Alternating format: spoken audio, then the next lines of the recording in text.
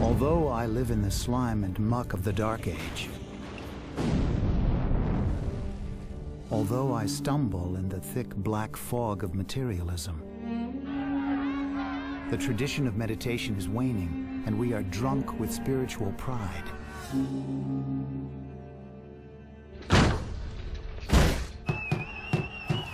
This is regarded as a very dark age and a time in which the world's wisdom has, in some sense, faded. This is the time of hell on earth. Sadness is always with us, and unceasing depression fills our minds. The Chinese had invaded, and there was a time before that when Tibet was really, you might say, a spiritual paradise. But now it was like a hell.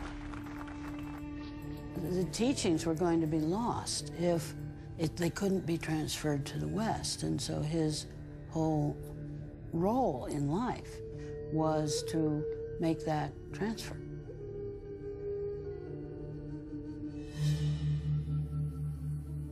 He had an urgency about him. He never gave up on anyone, on showing us the full potential of our humanity. The heretics and bandits of hope and fear are transformed into crazy wisdom.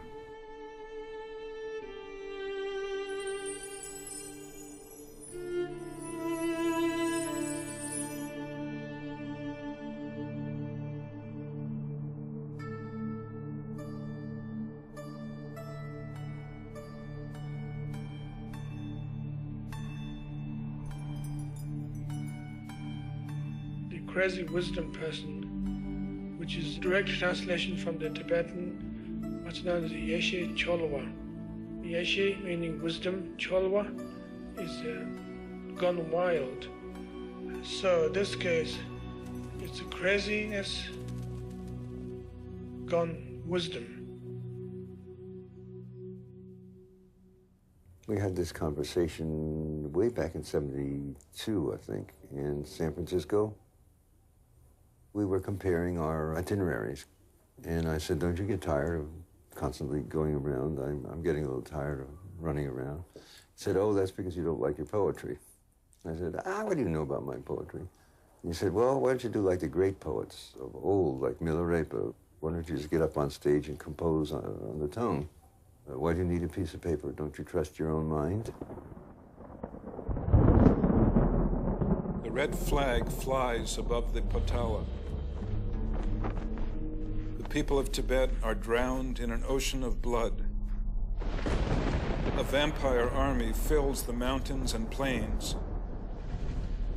But self-existing dignity never wanes.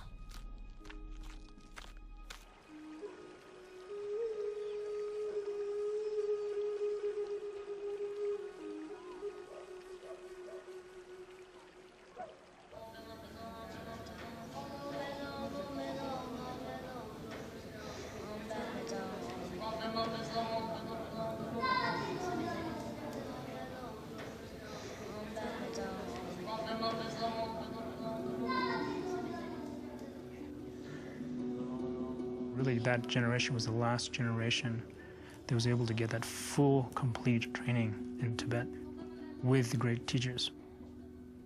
My father's meditation and everything became expedited, and it became much stronger. Chogyam Trungpa was assigned a teacher who was an extremely highly realized human being, Khenpo Gangshar Wangpo, which means the Lord of all that arises. The monks were often sitting with their malas, sort of telling the beads and reciting the mantra, Om Mani Padme Hum, Mani Padme Hum, Mani Padme Hum. And Khenpo Gangshar would come up and snatch the mala out of the hands of a monk and break it apart and say, Om Mani Padme Hum, aggression, Om Mani Padme Hum, attachment, Om Mani Padme Hum, ignorance. So he was like cutting through the fact that they were just doing something by rote, which had no real meaning. They say you must go to see him I don't dare it. I always run away. I can't bear it to go to see. He says to do something, I'm terrified.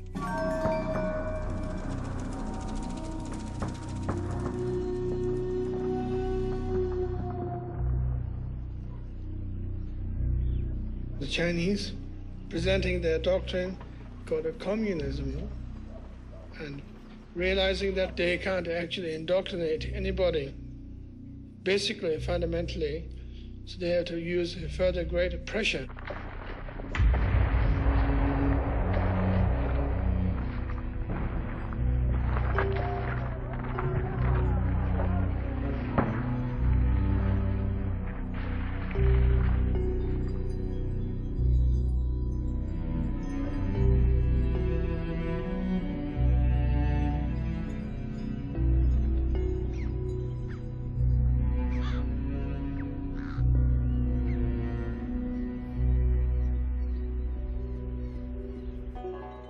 Khenpo Gangshar was telling people everything that we've been doing here in terms of Buddhism is over.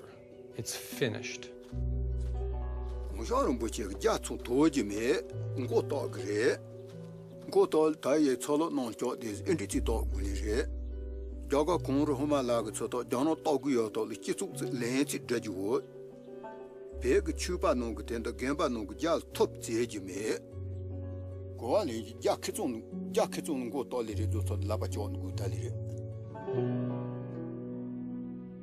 I was forced to leave my country. We are about 300 in the group. It took 4 months of horseback and 6 months of walk to be able to get in India. Even though Chogyam Trungpa was so young, he knows exactly what we have to do to get away. And somehow, I don't know how he managed. He doesn't have a compass. He has very nice binoculars, so we can see a long distance. So we have to hide during the daytime and have to walk in the night through the mountain and through the ice. And then start walking in the river. When we reach other side, we know now Chinese are everywhere shooting guns. Hardship is not enough food. And the people are dying with starving. Then we actually end up cooking our shoe leathers, chopping it down and cooking it. And not remembering chewing it. It was so horrible.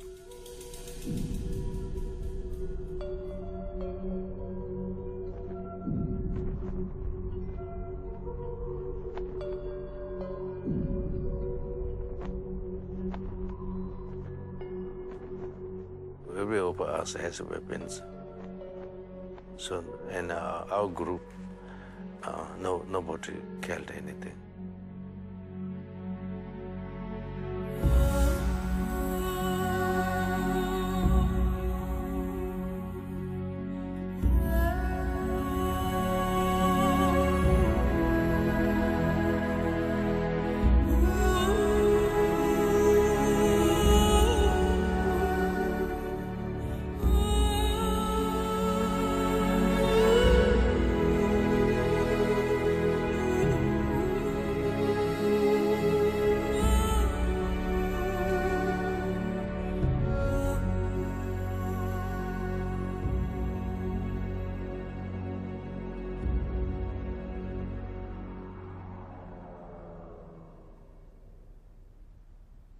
My work is dedicated to present a notion of enlightenment to the West. The world is not going to be saved purely by religion alone, but the world can be saved also secular enlightenment. This world does need your help so badly, very badly. And so on behalf of this world, I would like to request you to come and do something about it.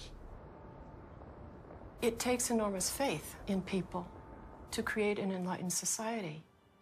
You can't have a partial attitude. And that kind of faith wasn't because we were amazing people. It was because of Trungpa's inherent appreciation for the wisdom of the world.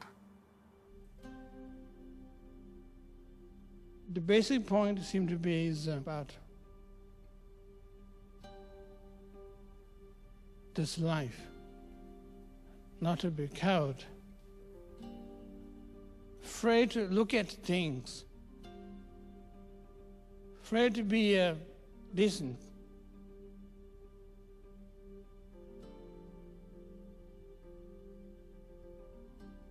Afraid to smile. Afraid to acknowledge that we are basically good.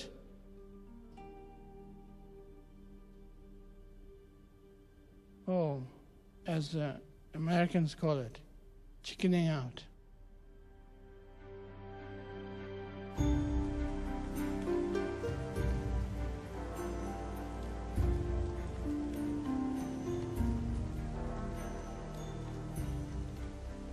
When I first met him, he was, of course, still a monk, dressed in monk's robes.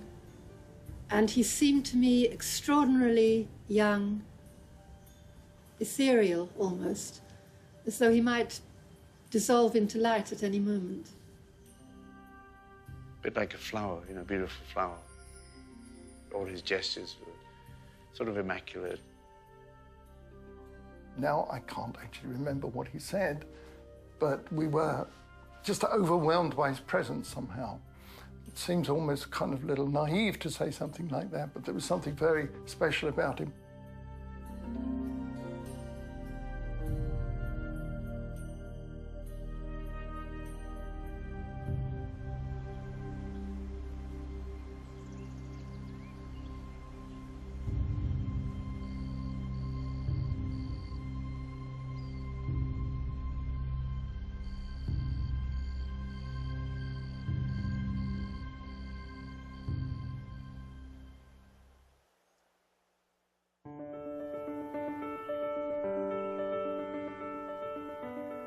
He was going through a period of really examining how he was going to teach.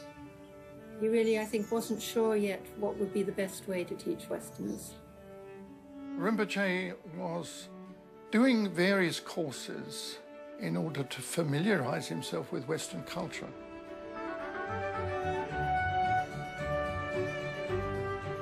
He was trying to gather the experience directly for himself of the suffering of the human condition in the West. You got the feeling that he wanted to sort of reach into our little bowl of suffering and say, this is what's happening, and to be able to have the words that we could understand, that were accessible to us, that would allow us to say yes.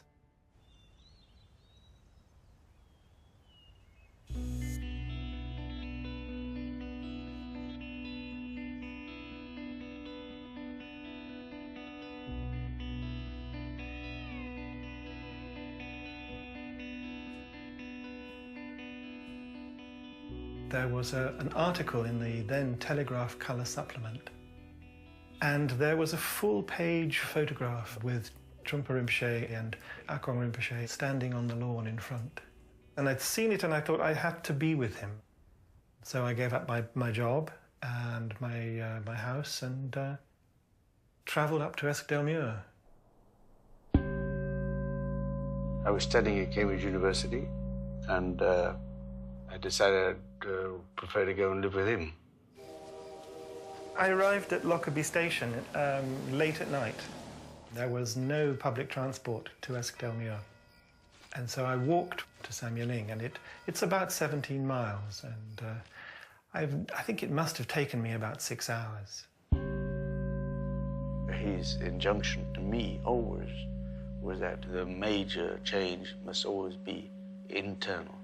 in that without meditation, there's no progress. The teaching sometimes would be really kind of in the minute, in conversation, in his room, sometimes late at night.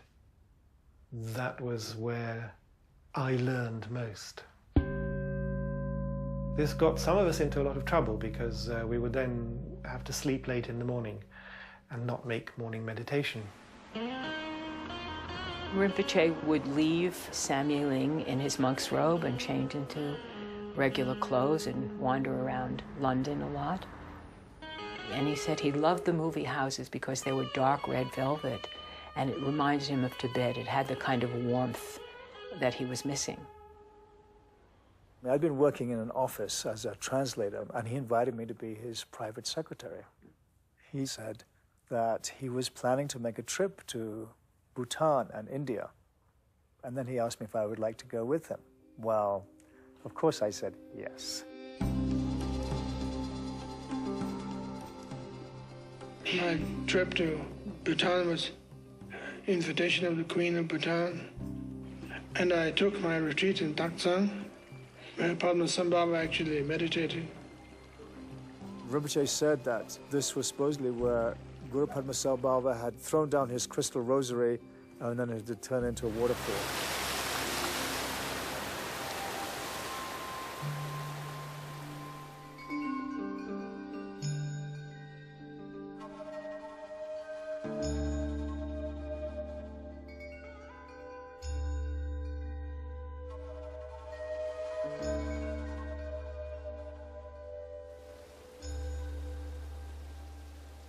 Being a Taksang is not particularly impressive at all at the beginning. What is this place? It's supposed to be great. And what's happening here? Maybe this is the wrong place they've chosen.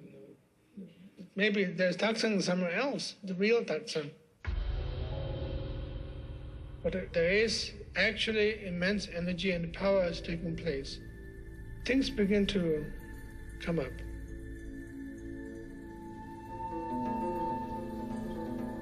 Although I live in the slime and muck of the Dark Age, although I stumble in the thick black fog of materialism, the sadhana just came through without any problems. And it took me about 5 hours to write the whole thing. the Dharma is used for personal gain, and the river of materialism has burst its banks. The materialistic outlook dominates everywhere. When the sadhana arrived in his mind, it was a realization. And that's what was written down, the whole idea of a dark age. Spiritual values have been lost. We can see how much damage we have done the planet due to materialism. And that hypocrisy is awesome.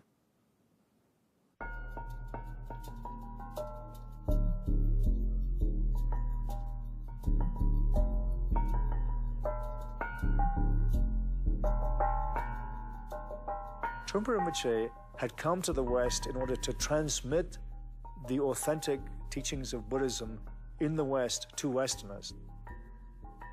Auckland wanted the centre in Scotland, Samyeling, to be a place where Tibetan refugees could come and find a home. And so they had a very different outlook. That's why there's this huge conflict developed between them. People would get very upset because he wasn't teaching. People wanted a teacher to satisfy their own spiritual greed, so they could say, I'm a disciple of Trungpa Rinpoche, and he's doing this to lead me on the path of liberation or something. And then they'd find, actually, he's not doing anything. He's just drunk or trying to seduce my girlfriend or, or behaving in a totally outrageous way.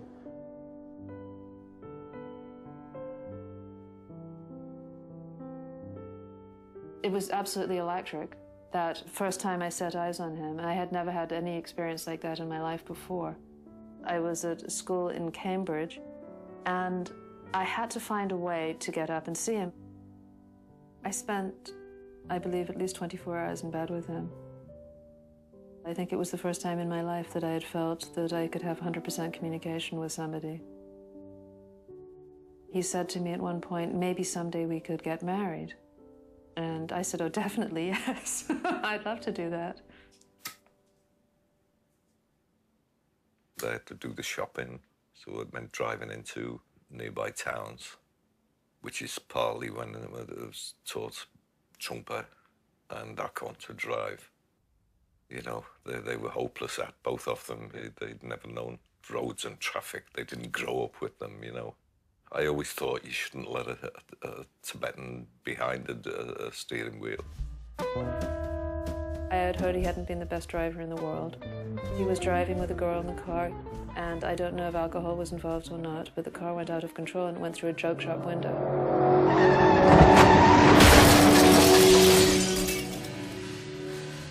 And there was Trungpa Rinpoche on a gurney in the hall with huge stitches in his throat. His throat had been cut. And then a while after that, they discovered that he was paralyzed on his left side.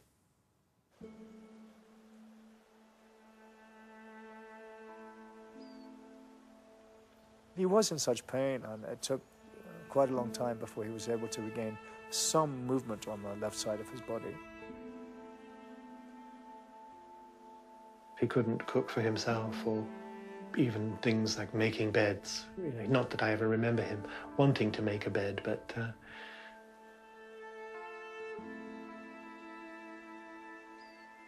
you couldn't be with him without being aware that there was an extraordinary struggle going on in there.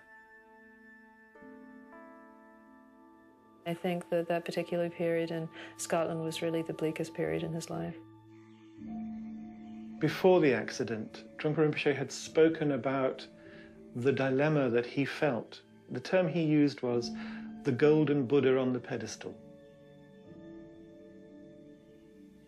Our main point is to be able to teach fully with the ordinary Western world.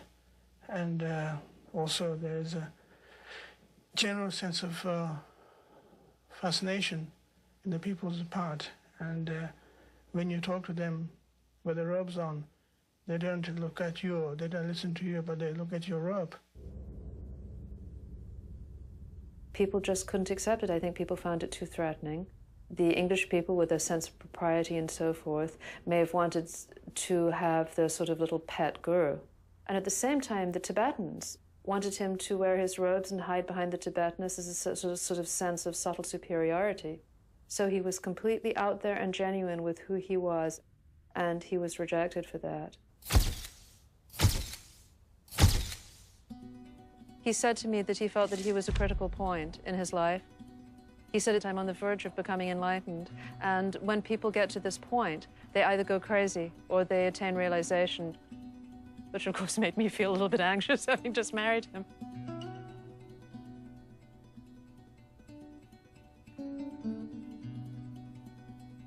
Then it all moved quite quickly. Then it all seemed to be the catalyst for the transformation, the re-emerging into the world, having abandoned the monastic persona. And then the rest, as they say, is history. What made you commit to, you know, about 3 years of your life to him? What held you to him? Well, it wasn't me committing. It sounds like I made some generous offer, you know. I wasn't committing. Didn't feel like I was committing my life to him, you know.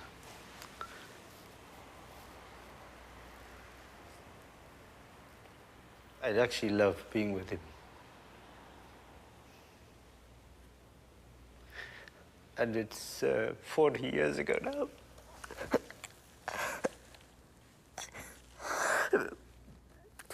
But he was a good friend.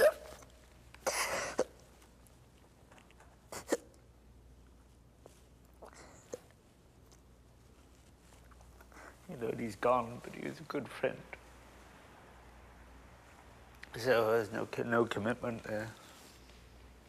You know, it just came naturally. Yeah.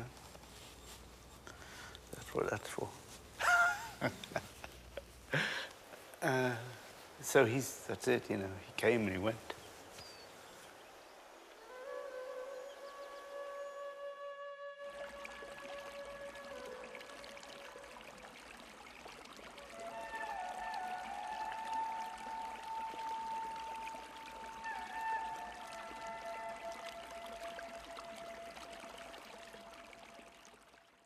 He met one of the other great Tulkus, a pretty much similar age to him, they had known each other in Tibet, Trungpa Rinpoche. Trungpa Rinpoche came to him in India and said, "So what you going to do now?" And he took out his mirror, little metal mirror he had around his neck. His mirror was a way of, he could prophesy, see the future in the mirror. And he started looking into this metal mirror and describing Shambhala. And he said, "It's as if I was there, and I can see." So that's the only clue that he gave, that he was actually going to America to find Shambhala. All we are saying is it needs a chance. All we are saying is it needs a chance.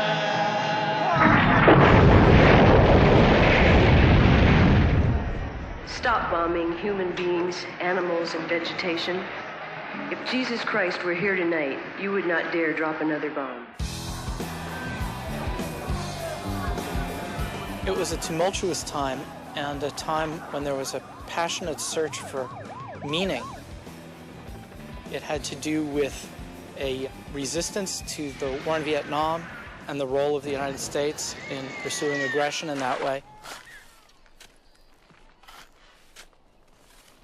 The motivation for radical political action was some kind of insight about human liberation. That human beings had a vast potential for freedom. Freedom of expression and freedom of emotion and freedom of thought. That there was a personal side to the journey of growth. That personal liberation and political liberation might not be separate, that they actually might be part of the same journey or part of the same unfolding. Be an explorer, be a real man, all inform your future. If it's inside, hide it, let it out into the light, be a star fire. In the summer of 70, still a summer of love, we traded our apartment for a car and decided to do a road trip. It turned out really crazy, psychedelic summer. So, you know, we pulled up in front of this filthy, dirty farmhouse, you know, with wrecked cars and washing machines in the front porch and hippies wandering around, just shabby, rundown house. We knocked on the door, and this woman was there, Fran. And she said, "What do you do?" And I said, "Well, I'm like an art guy." She said, "Oh, my God, come with me right now." And she took me into this little room in the back, and she opened the door, and she said, "I found him." And he said, "Oh, I've been waiting for you. Sit down." He thought he had asked her to go and find somebody that could draw. There was a weekend program happening called Work, Sex, and Money. And I thought, I'm interested in those things, not necessarily in that order. I really didn't think of him as a Buddhist. I mean, I wasn't really looking for Buddhism or any particular religious path. I just thought he was someone who spoke the truth. In fact, I think I thought he made it up. He just happened to be someone who was so insightful that he could just point out the nature of reality. And when we talk about a tantric tradition, we are not talking about a purely playing with sex or aggression or colors, phenomena world. We are not talking about those areas yet. We have to be very, very concerned with the fundamentals of the whole thing, rather than the whole thing is going to be okay and groovy. And don't worry, if you worry, that's your problem. But if you don't worry, everything's going to be okay. Let's dance together. Let's play the music together. Let's drink honey and milk.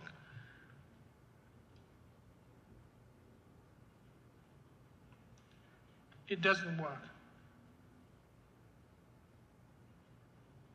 He had started drawing this letter called Ah, which means it's the seed syllable for sort of the birth of everything that's created. It's the most primary seed syllable. It can be summarized as a dot in space. So I sat there for 2 hours, and he knew how the eye worked. He knew about geometry. He knew about Botticelli. And the more it went on, I was like, this is the greatest experience. Finally, an art teacher. I thought he was just an art guy, and hippie, Tibetan hippie.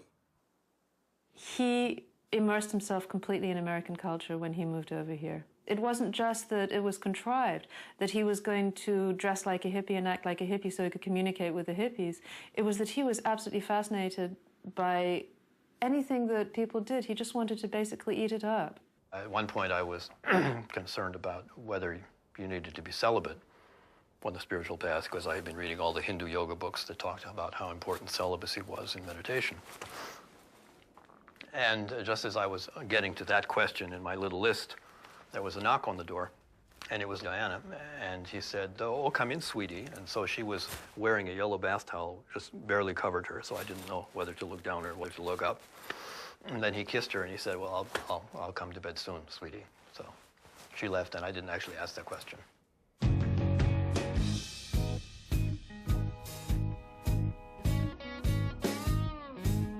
He taught by being a human being. He never said, "Follow me, imitate me." He said, "I am completely who I am, and I want to help you understand how to be completely who you are." And he said, just study the Dharma, which is the truth of trusting who you are, discovering your own fundamental goodness, discovering your natural wisdom, and discovering the importance of being compassionate. That has nothing to do with religion. The shrine room was the attic of an old farmhouse, and holding up the roof, seemingly, were these posts. Well, the posts became the favorite spot for people to lean up against during sitting meditation practice, so that they could doze or just hold themselves up and sort of, be lazy about it. So one day, we go into the shrine room, and they're gone. And it was him. He had been there 2 weeks earlier and said, "Take them out," unbeknownst to us. So how he often would work is that there would just be, most of the time, just a quarter turn of the screw. It wasn't a big thing. It was just suddenly like, where you used to hang out so that you could slump was no longer slumpable. So now you had to actually sit up.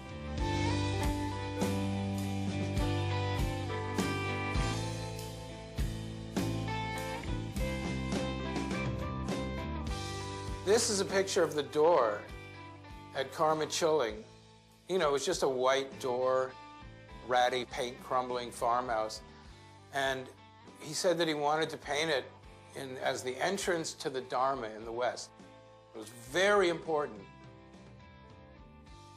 And he explained to me the geometry, the sacred geometry, and how it intersects with how your eye is wired. The rods and cones in your eye are actually wired into geometric patterns, and how the geometry of the door would go directly into your eye and set off certain kind of signals in your brain. We could not find a turquoise. We left all this stuff on the front porch, and there was a little girl, about 5 years old, that was playing. And when we were down at the tent listening to the teaching, she had poured all the paint into a bucket. And when we came back, and she'd mixed it up, and it was the perfect turquoise. And it was getting dark by then, so Trungpa said, "Oh my God, it's perfect." So we took all the cars and circled around with the headlights and put the headlights on the porch while he sat there and supervised me filling in the turquoise.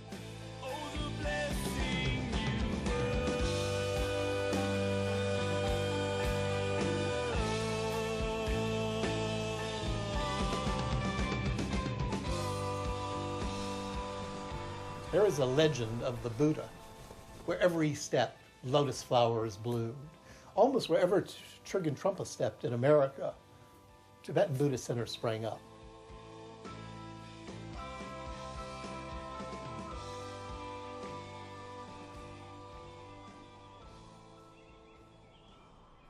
Very early on, maybe in the first year, He invited the entire community that could fit in his living room up to visit him, and he invited everybody to bring their bags of marijuana, their dope.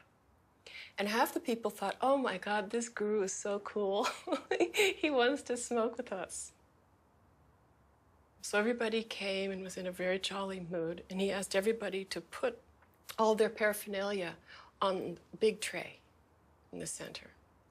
And there was a beautiful fire going in the fireplace. It was all very homey and wonderful. And he began to talk to everybody and welcome everybody. And then one little bag after the other got thrown into the fire, creating all of this spark and popping. And he began to chant, we are burning self-deception. We are burning self-deception. We are burning self-deception with each bag, and the fire would blaze up. Supposing if you, so-called you, which we do not know whether we exist or not, but so-called you become enlightened, then what?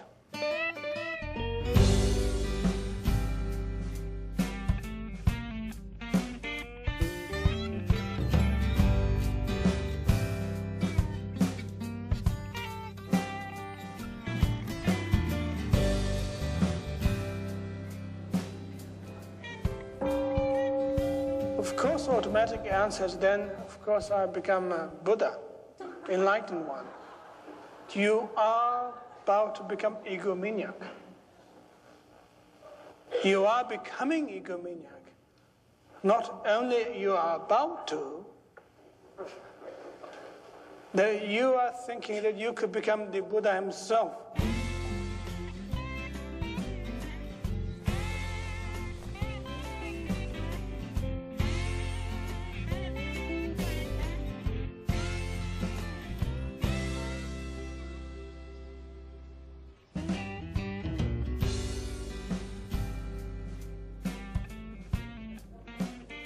The Naropa Institute, the summer of '74, was a kind of a distillation. It was sort of like what happened at Woodstock, that all of a sudden, you had this huge movement. It's happening all over the country, and it came together.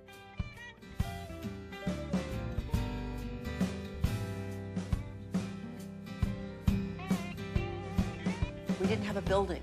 We didn't have desks. We didn't have telephones. We didn't have stationery. We had this idea, a vision. We invited religious figures, including Native American teachers, Zen teachers, Hindu teachers. Were invited superstars such as Ram Dass, who arrived with a retinue of love and lighties, as we call them, dressed in white.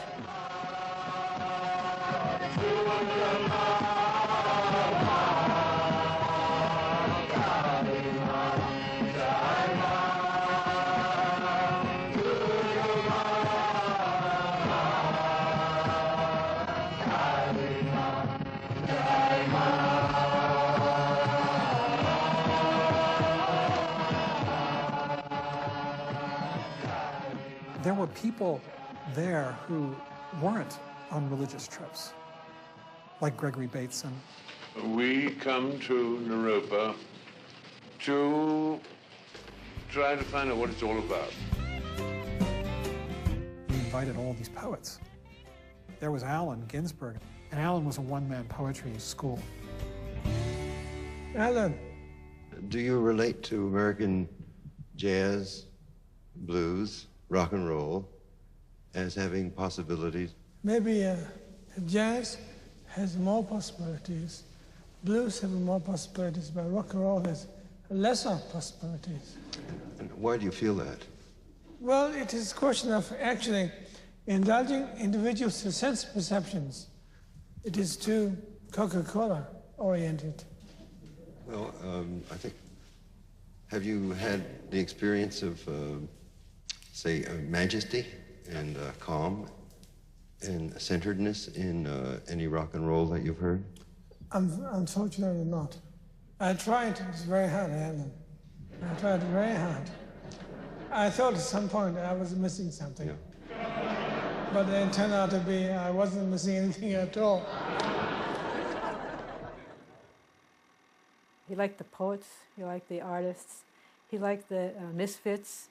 He never seemed to want to rein in the energy in terms of setting up an institution like Nirvana. He kept talking about sparks flying. What we were doing was bringing together East and West. And that was the kind of a creation of a new hybrid. And he said that normally people think of creating some kind of diplomatic relationship between East and West. But what he really wanted was not to do that at all, was to maintain the integrity of each tradition and let them come up against each other so that sparks would fly.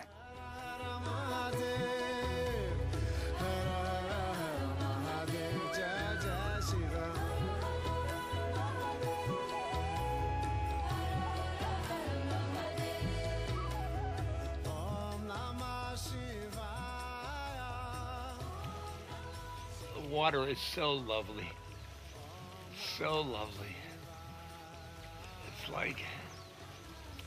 It's like love. When I arrived at Nirvana, schedule was set, and I was put on Monday, Wednesday, and Friday, or something like that. And Trungpa has Tuesday, Thursday, and Saturday. We were both going after truth, and his way of going after truth was Buddhist, and my way of going after truth was Hindu.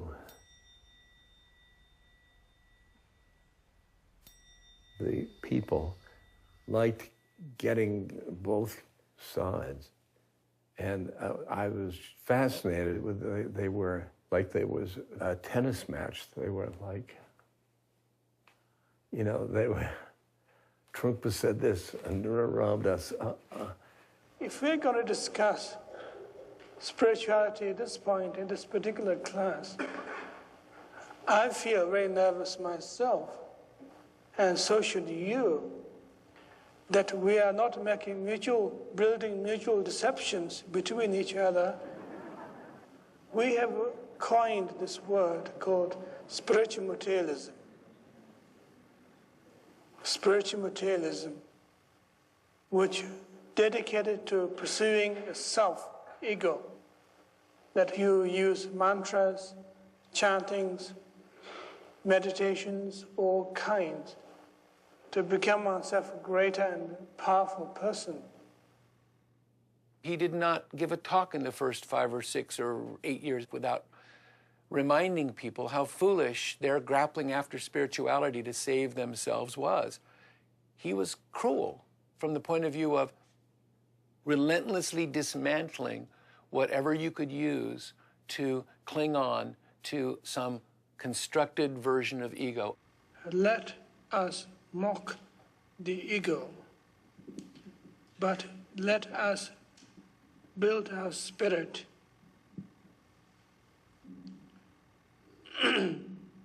Spirit, in this case, as a sense of inquisitiveness. There's something might have happened.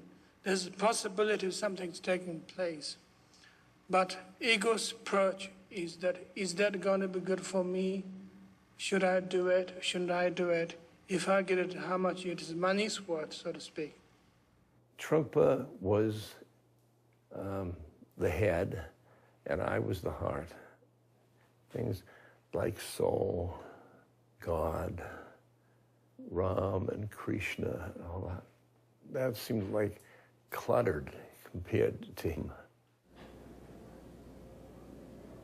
It is absolutely important to make the practice of meditation is a source of your strength, source of your basic intelligence. And think about that. You know there's such a possibility you could sit and do nothing for 20 minutes, 10 minutes. Just sit and do nothing. You can think about Nirvana Institute while you're sitting. If you're not, you shouldn't be too embarrassed to tell that message to your parents, your relatives, your friends, that you've learned a very valuable message that you can actually survive by doing nothing.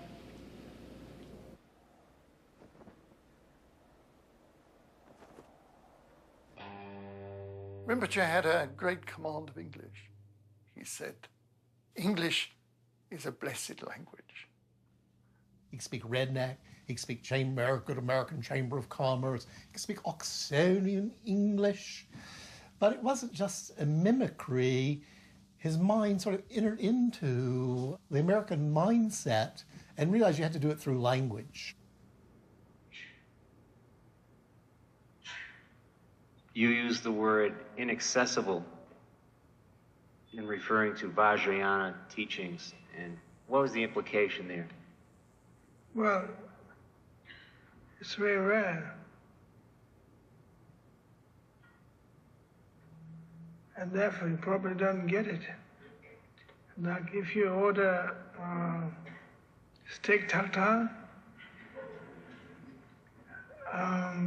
very few people order such a dish, and usually somebody order hamburger, hot dog. And steak tartare is very rare.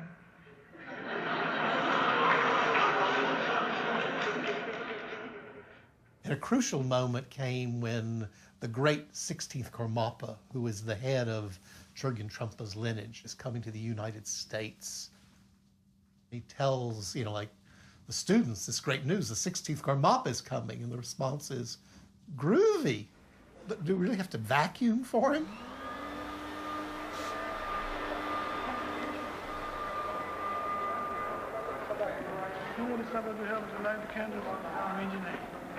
Now? Yeah. He worked tirelessly, hours and hours, round the clock, getting ready for this visit. Having people go get decent clothes, cutting your hair, getting suits and ties, which most people went to the Salvation Army to get because nobody had any money particularly. That infuriated people. Sexuality didn't shock people in those days. Drinking didn't shock people. But wear a suit? Are you kidding? So many students left at that point in protest. All of the forms or rituals or disciplines are ways of shifting the mind. First of all, to create some kind of wakefulness so that you can even appreciate what's going on, and then to connect us into the particular activity that's taking place. You need a kind of majesty inside to meet the majesty outside of yourself.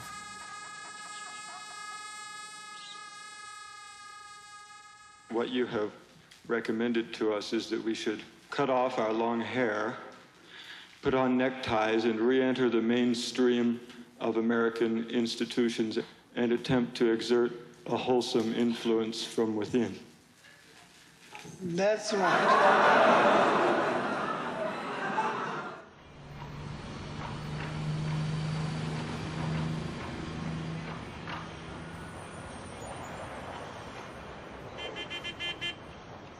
We always have a problem with taming ourselves.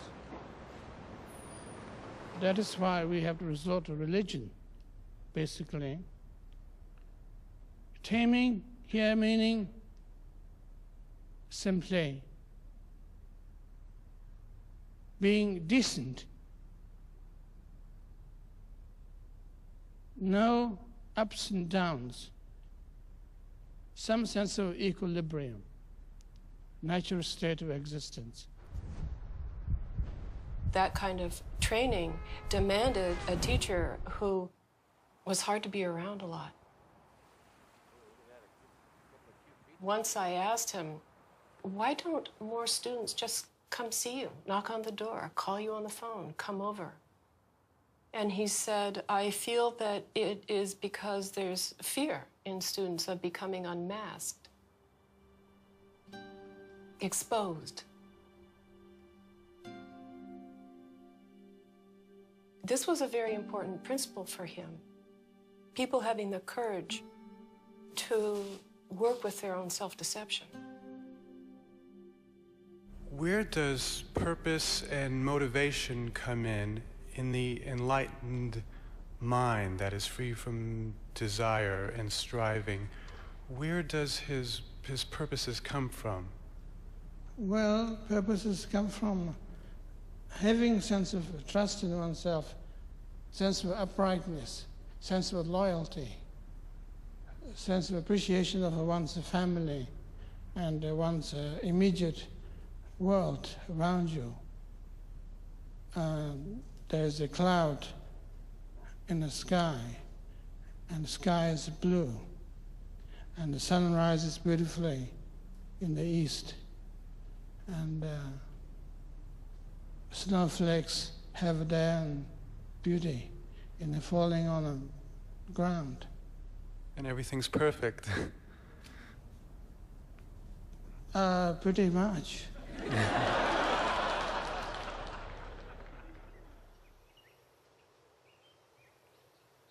He was always teaching us from the crazy wisdom style. And the teaching was, there is no certainty. And you could have a sense of humor about that.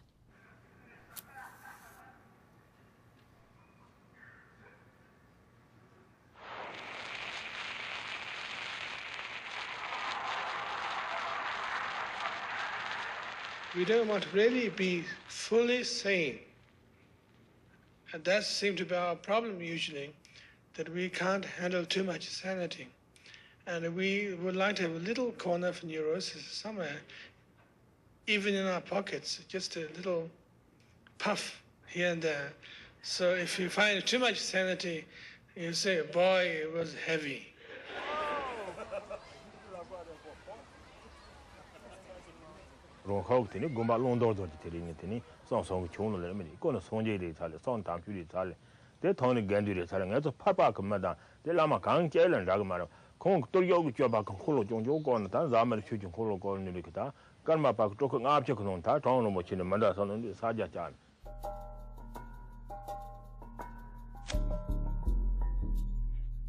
This is a tantric tradition of Tibet, that enjoying your senses is itself expressing wisdom. Benjamin Franklin said that wine is proof that God loves us and wants us to be happy. Not a strange idea. But he did drink a lot. And it probably was... So did Thomas Jefferson. He went broke getting good wine from France to drink.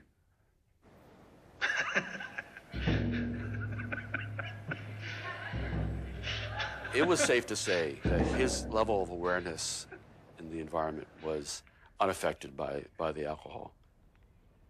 Early on, he was giving a talk with this sort of Western New Age guru, and Rinpoche's presence in this on the stage was that he was just completely drunk, and he actually don't think ever actually gave a talk. He was just, falling out of his chair, and so at the end of the talk, they sort of carried him under his arms and got him into the elevator.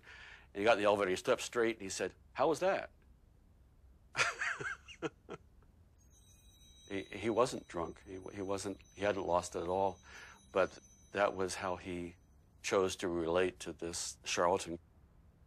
Many people tried to get Rinpoche to stop drinking, and they would take petitions to him and letters to him and have everybody sign it. I remember being there one time when one of his attendants served the watered down sake, and he would just lift his eyebrow and saying, "This is watered down." It's just basic craziness, which is fearlessness, another word. Not giving up anything. Seemed to be the basic point. Willing to work with what is there on the basis of primordial wakeful quality. So that seemed to be the definition of crazy wisdom. Trungpa, Wildman, the sexuality issue, the alcohol issue, I did basically defend it, actually, because I like Tibetan Buddhism, and I know there is such a thing as crazy wisdom, but I had to acknowledge certain flaws, I believe. For example, he passed away, I believe, at 47. But anyway, he could still be doing fantastically useful work if he had not gotten addicted to alcohol. Definitely. Whatever the exact diagnosis was, he definitely drank too much. People say to me, how could you follow a teacher like that? Or how could an enlightened person do that? I do not know. I can't buy a party line where I say it was sacred activity or something like this. Come up with ground to make it okay. I also can't come up with ground or a fixed idea to make it not okay. You know, I'm really left in that I don't know. I don't know. But I can't answer the relative questions because he defied being able to answer them.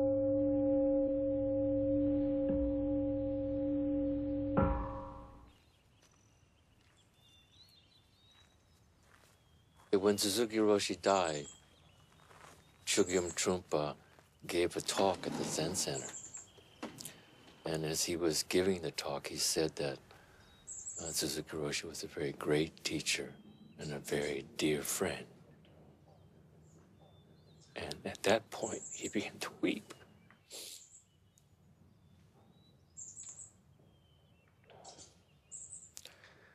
So he could probably just sense and see that we were trying to hold ourselves back, and it gave us permission for all of us to weep. So that in itself was a wonderful teaching.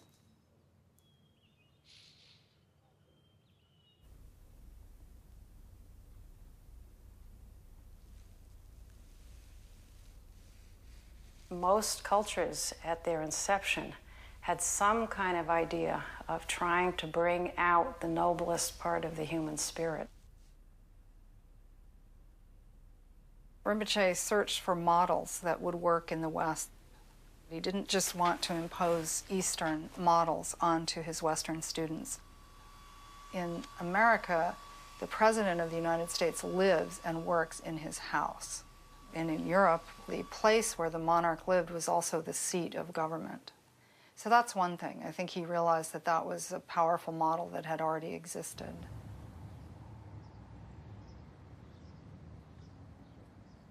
Court was this really rich environment that was his home, and it was kind of a community center at the same time.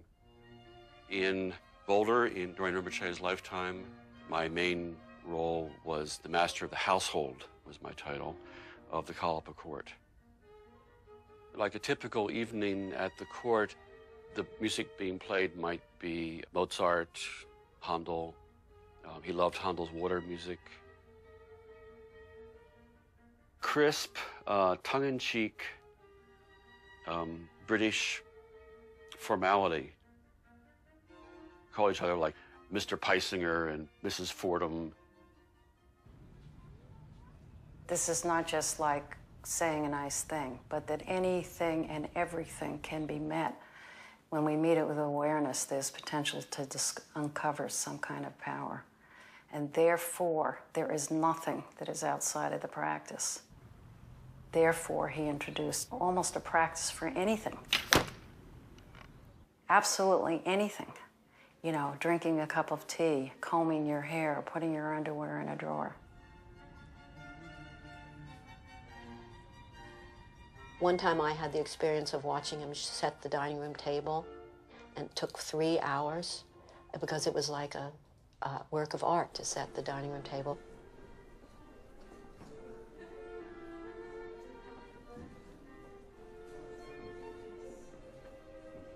He really found the way Americans spoke English to be sloppy. And he thought it reflected that if you didn't work with how you spoke, that there was a way in which body and mind were not joined. So speech is one of the things that can really join those, so that you have everything sort of lined up. You have synchronized your body, speech, and mind. So he took that to the next level, and he started not only teaching people how to speak the English language, but he decided to teach them the Queen's English. How to speak the English language and how not to speak Americanism. All right, I'll give you an example of an elocution exercise. Spider is black. Sky is blue. How tantalizing, this world. Kathy's hair is black. Her complexion is white. Her attention is like a bowstring. More than monumental, more than tattered, more than dying, the Liberty Bell is more than antique. Ultimately, he was trying to demonstrate how sound had a sacred element. So in spite of the appearance of torturing people by making them repeat these words over and over again, I think it was much more about appreciation. So actually, it became a visualization practice. We would come on duty, put on our uniforms, and walk into a visualization. We were imagining ourselves as enlightened servants of the enlightened master, and on some level, it was all true. On some level, it was reality. On some level, it was all play.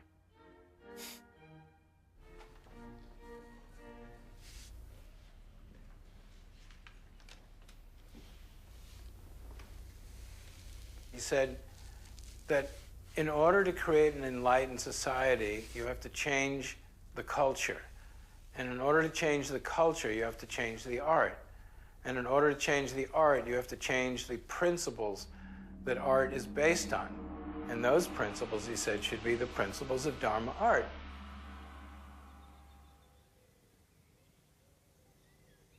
The basic notion of art at all means how to relate oneself and how to relate with one's phenomena world gracefully. Dharma art, rather than looking at a painting of a river, is more like being in the water, in the river.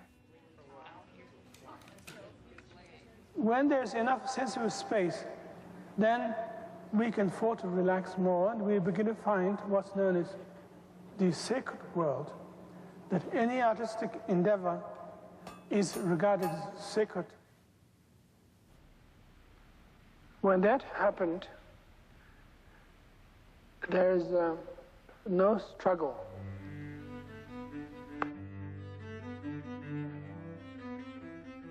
The idea in Dharma art is to receive images.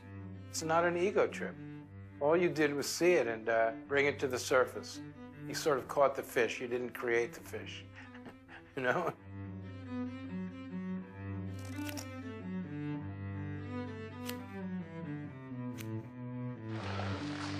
Things are sacred, not in a sense of religious means, but sacred in the sense that there is a natural dignity in the way we view our world.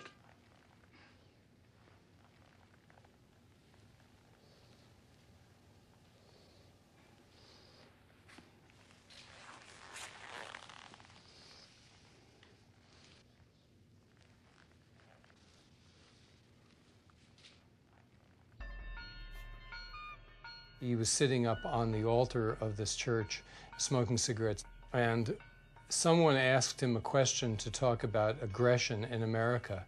He said, "I want to talk about the aggression in this room." Ready?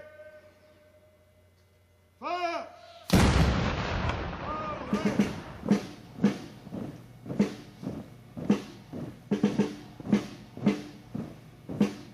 This was the Dorje Casa. It was given that name because it literally means protecting the sacred space. Chogyam Trungpa believed that every aspect of society had to be explored, every single aspect. And so he created theater groups, and he created commerce groups, he created educational institutions, and he also created a Buddhist version of military. Everyone had a hard time with it, but he would say over and over again, Until we reach into the heart of aggression of society and we transmute that very same energy to be the forces of peace, we couldn't really change the way things worked. I was involved in organizations and marches protesting the United States presence in Vietnam. What I came to feel was that those of us who were doing that had in the end no greater insight about the fundamental problem of aggression than the government and the army that we were protesting against. The Shambhala principle is what is known as the path of the warrior. Here again, it doesn't mean to say the creator of a war as a warrior, but warrior in the sense of braveness, being brave.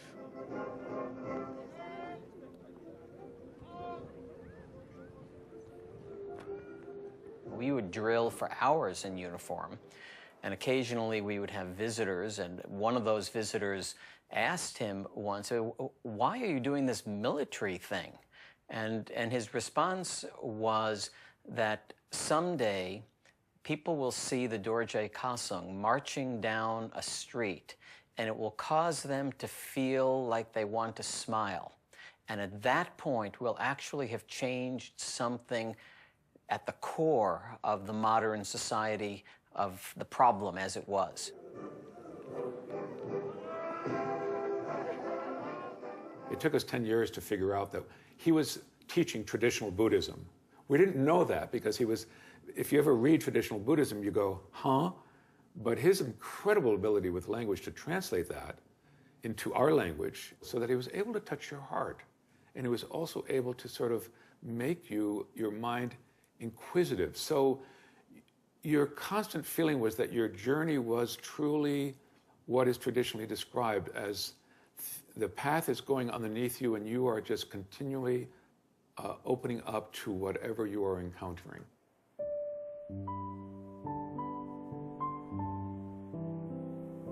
First time I met Trungpa Rinpoche, John said, "Rinpoche, I'd like to introduce you to my wife Agnes."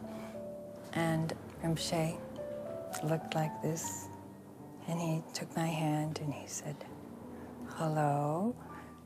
And then he turned to John and said, "I find your wife very attractive."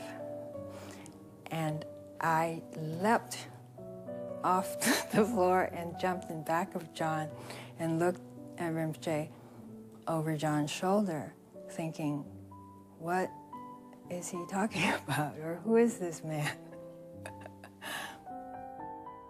Lots of his students were his lovers, and that was known. My impression as I sort of looked at your community was that this was like part of what went on, and it was certainly open. You know, I remember watching Rinpoche with his entourage, and you could just sort of see who was who, you know, in the entourage. Of course, in the Zen world, you know, things were more hidden, I think we could say. And so the issue there became more that things were hidden. Can you push down a little bit, sweetheart? Yeah, that's good. How do you say sweetheart in Japanese?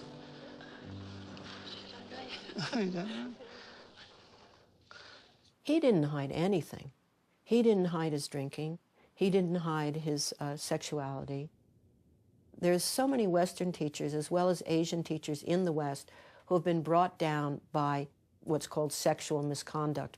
But if you really look closely, that's not what caused them to come down. It was that the students felt deceived and lied to. The first time he slept with somebody, after I married him, he was still at Saint Mei-ling, and I was completely freaked out. I sat on the floor of the bathroom and just cried all night.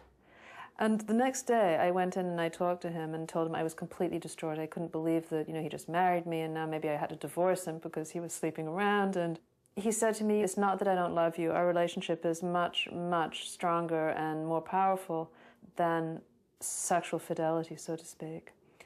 That I'm never going to be able to be a conventional husband, but you can always completely 100% rely on our relationship and our love for each other, but it's just not going to be conventional.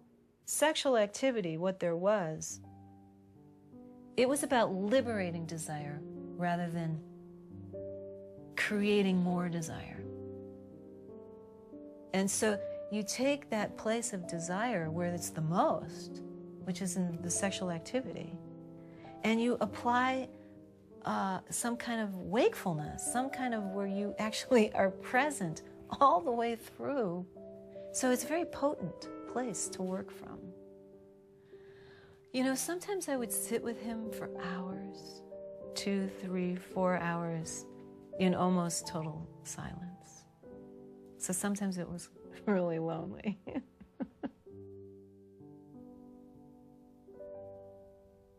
You know, my husband, Jonathan, has always said, and we were married, so those weren't easy times for him. And he's always said, and not always in an enlightened way, I'm second to the teacher. I'm second to the guru. And it's true. I was jealous. It was much more of, you're able to have a special relationship with him, and I can't. Actually, calling it a relationship is even tricky, because there wasn't that kind of solidity to it, really. We're not talking about the person, Trungpa Rinpoche, but we are talking about the manifestation of that mind, which sees reality as it is and is able to wake people up, but only because you share that mind. In the West, it's easy to misunderstand devotion in the Tibetan tradition. It looks from the outside as if there's this great, great person and then these little people falling at the great person's feet. But in fact, the tradition itself is very clear that the teacher has nothing more than the student, that the wisdom exists already. We're born with it. We die with it. We can't get rid of it. We can't get more of it. The teacher points that out. And the student gradually comes to that understanding, and the minds meet. After being married to him for 17 years, I would still sometimes lie in bed next to him and look at him and thinking, I have no idea who you are. I mean, he was completely unfathomable. You could never really second guess his reaction. Love, talking about love is just like an insult sort of to like our relationship, because it was just like he treated me as the reincarnated Lama that I was recognized as. So in terms of love with my father, do we ever talk about love? There was never any talk of something like that. I mean, he treated me like he would have treated a king of another country, you know? You always knew that his intentions were good, and you could always expect that he would be kind. But fundamentally, I don't really know what made him tick.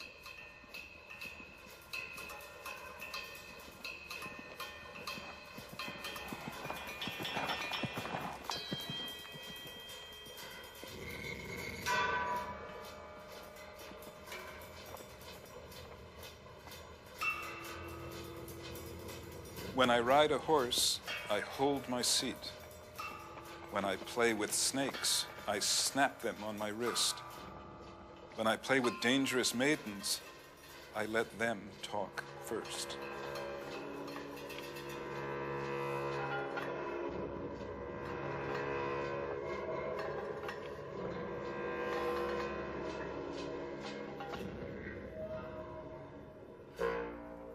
Crazy wisdom, as I understand it, means not planting your foot firmly either in the material world or the spiritual world. When we have the spiritual world view, then we are bounded by the so-called the spiritual view. And then when we are materialistic, we are bounded by the so-called materialistic view. But if you go beyond that, if you take this extra leap, then that is the crazy wisdom leap. It's like taking a leap into the abyss, but it's not the abyss of nothingness, it's the abyss of reality. He could have had, I think, success without fully committing himself in the way he did. Could have had a nice community and a good life, as it were, but he really never thought about his own self-preservation.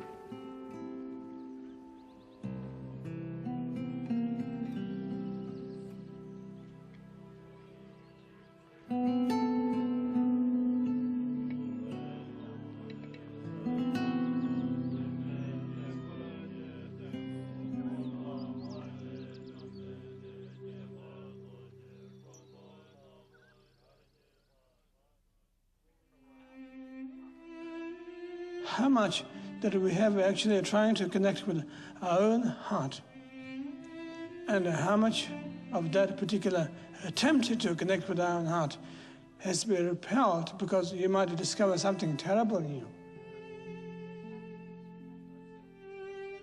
He taught me so much. He taught me everything that I know about art. And he showed it to me by being genuinely, fully who he was. He was human, completely human, and he didn't hide it. He didn't hide his tears. He didn't hide his wounds. When we want to really connect with our heart, what are you? Who are you? Where's your heart?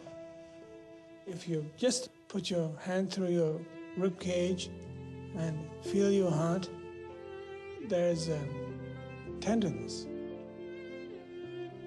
It feels sore and soft, and it hurts. And you want to spill your heart to relate with others. That types of tenderness does bring a notion of fearlessness. Fearlessness that you have possibilities so that the world around you can tickle your heart, your raw heart. It was his way of saying, you know, it's a form of strength. So when you feel that tenderness in you, then you become stronger. He lived his life. He was like the greatest bodhisattva.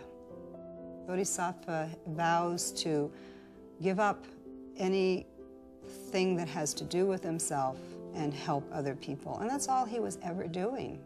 Now, see, you're going to make me cry. That's all he was doing.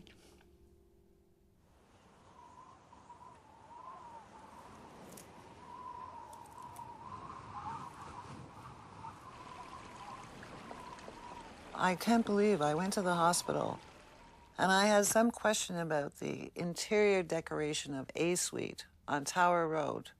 And Rinpoche was dying, and I went to his bedside, and it was like, well, I know he can't hear me, but I could kind of verbalize my thought, and maybe I will receive some kind of answer about what should happen in this case. And it was almost like a television screen came up in front of me, and it was static, black and white static all across it. You know, it's over. No more questions. A belt of pack ice covered 3/4 of the harbor and extended nearly 8 nautical miles out to sea. Pack ice is common at this time of year, but it rarely reaches Halifax. The whole kind of seacoast, when you looked out, it looked all frozen and cold. And that's how we all felt because he was passing away. He opened his eyes and almost sat up. Everybody was kind of waiting for that moment. Everybody got the message that he was communicating with us, that this was going to be it. There's a moment here that this is going to be my last word, and it's going to be to you. It had that feeling, everybody waiting. In heaven the turquoise dragon thunders, the tiger's lightning flashes abroad. And at one point we started to sing the anthem, the Shambhala anthem. But nobody, I don't know how it started, maybe someone said, let's sing the anthem. we sang the anthem. And it was kind of like, it was like our last offering to him. Fearless the warriors of Shambhala, majestic. He opened his eyes and he looked around the room. And as the anthem finished, he took a few more breaths. And with each out breath, we'd be waiting because we didn't know whether there'd be another one.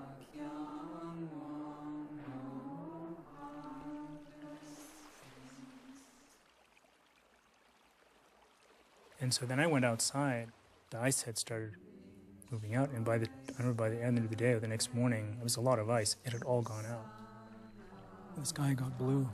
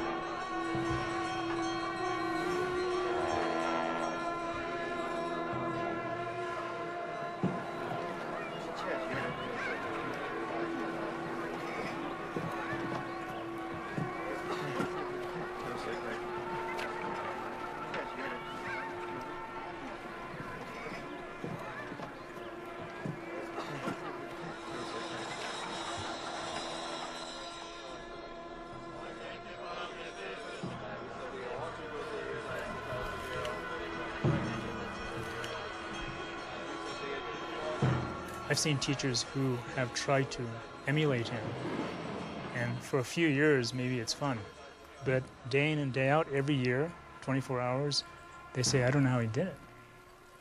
So you can really say, well, it's either, you know, he was crazy, or he was crazy wisdom, and there was something very amazing about him.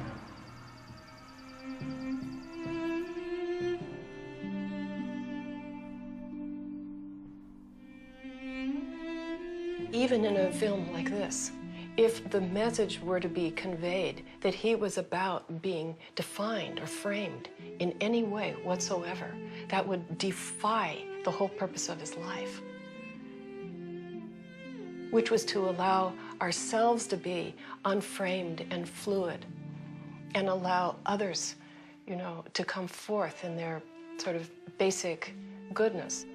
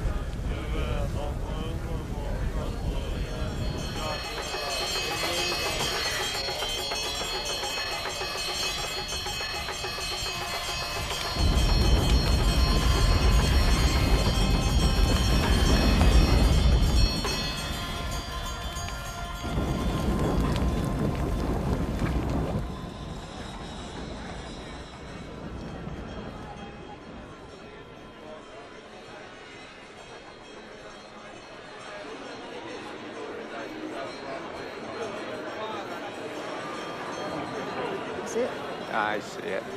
I'm not convinced that it's phenomenon. One completely around the sun, and there's one right over there.